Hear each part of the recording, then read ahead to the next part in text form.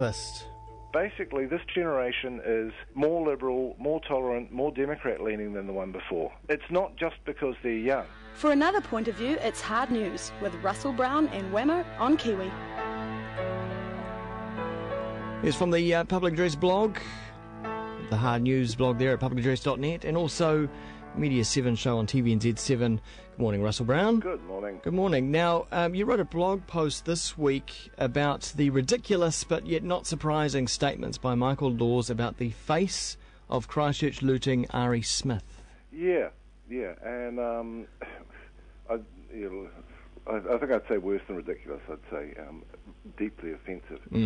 As I said in the blog, we're kind of used to Michael Laws targeting vulnerable people, but what he said about Arie Smith, who by that point we knew that he was Asperger's syndrome or mildly autistic, and that put quite a different light on what he's alleged to have done, which has gone into an abandoned house and taken a light fitting. Yeah. And apparently he has an obsession with them, which it does actually cast a different light on the story. Michael Laws pretty much made fun of that, and at one point directly compared autistic people to paedophiles, which was just awful. But it is fascinating the way this has played out, without really meaning to. The timing of that blog post was pretty good because Arie Smith came back into court yesterday. Different judge, different court, and whereas he had been remanded in custody by the judge originally, he now is out on bail, which is where he should be. He's clearly vulnerable, and we appear to be getting close to an answer of how he got his injuries. People may have seen it on TV3. He had a black eye and other bruising. And it's fairly obvious that he was beaten in custody. Now, because you've had some information from a source about this? Yeah. It's still not clear, and actually the person I talked to yesterday was still believes that the policeman who had arrested him and presumably committed the assault was Australian.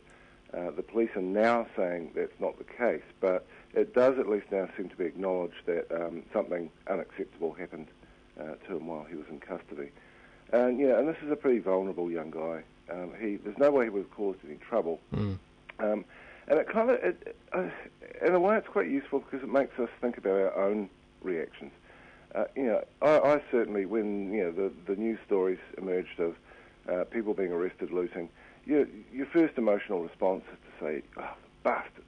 Yeah, and also, I hope they do get beaten up. Yeah. I don't think I thought of that quite that explicitly, but and perhaps that was why no journalist asked how this guy had come to receive his injury.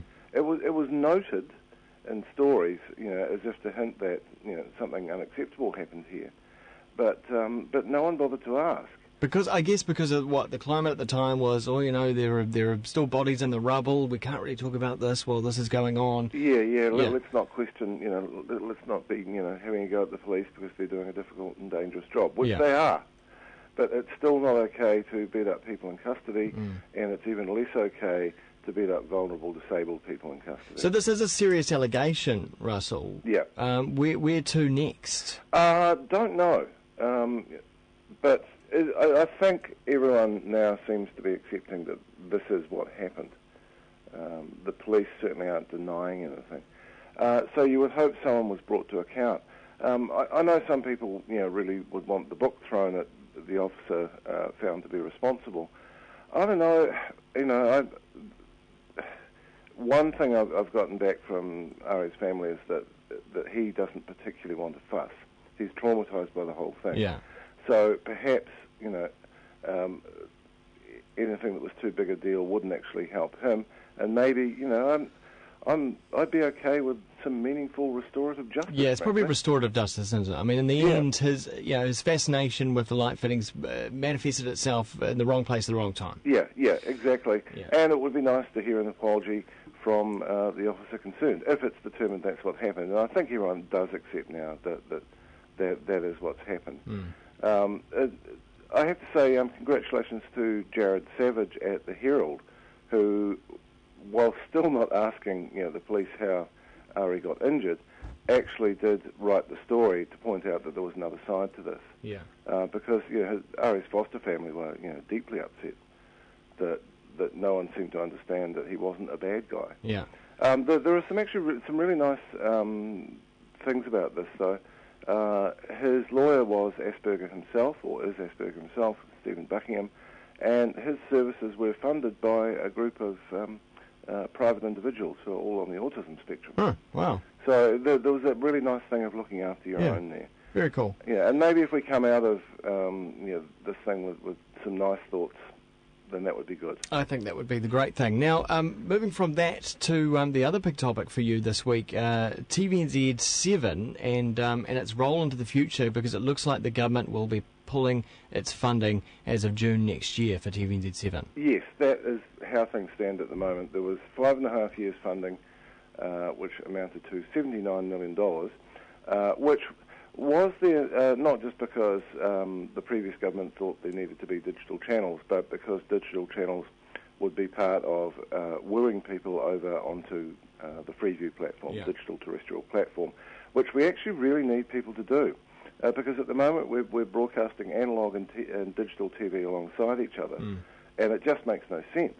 And once we can finally turn off those analog signals, it actually frees up a lot of spectrum that can be used for data, for all sorts of things. But it looks like, though, when all these channels are wholly just on digital, they will all be commercial. There will be no public broadcasting in New Zealand. Yeah, as things stand, that is absolutely the case. And it's not what Jonathan Coleman, the Minister of Broadcasting, said at Sparta last year. No.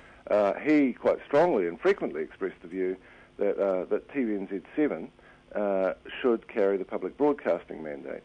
The implication there being it should be funded. He's lost that argument in Cabinet. Apparently Stephen Joyce and Bill English won't have a bar of it. So basically, as things stand, this channel will go out of existence. Who knows what happens to shows like mine? Yeah. I don't think anyone knows that at the moment. But it is disappointing, particularly, as I pointed out in the post, when you look at the way this government has helped Sky.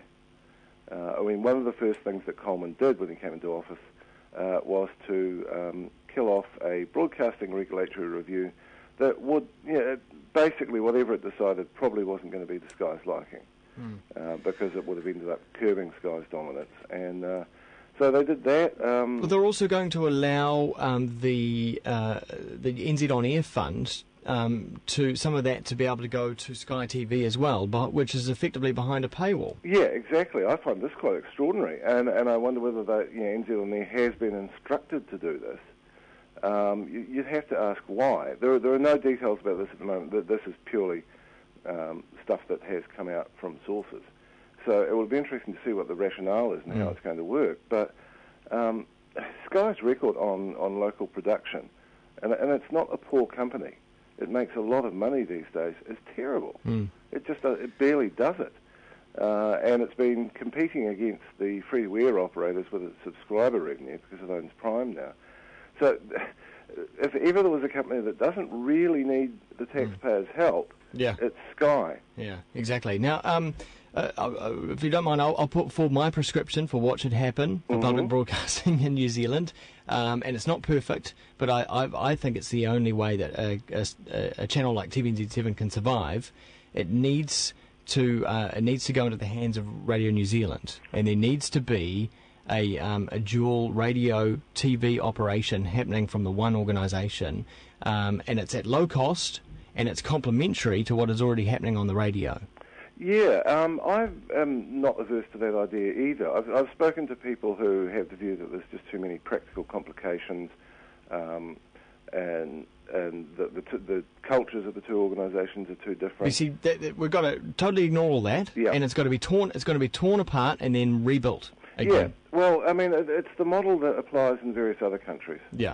You can maybe see why Radio New Zealand wouldn't want any other complications at the moment because their budget's frozen.